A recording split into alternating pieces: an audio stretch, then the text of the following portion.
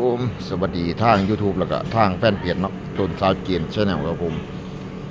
แฟนเพจกับบ้านต้นสาวจีนแฟนเพจพี่น้องโอ้ยหนาวครับผม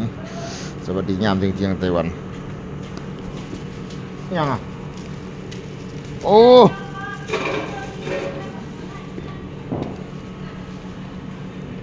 หนาวครับหนาวครับดีโอ้ยหนาวอยู่ในฟิงไปหนาวแห้งคุณฝนก็ตกโอ้ยว่าอยากพากหรอกบรรยากาศต้นมือตะเวนเฮ้ยหนาวแห้งไปหน่อยเอ้ยควนออกปากเลยห้วยหมดแล้ว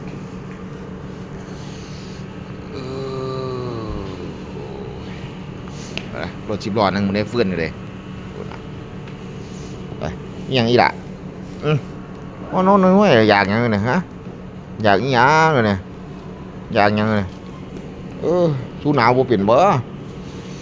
ไอ้ครับผมพอกันชิมหน่อยไม่ต้องไปละบ๊ายบาย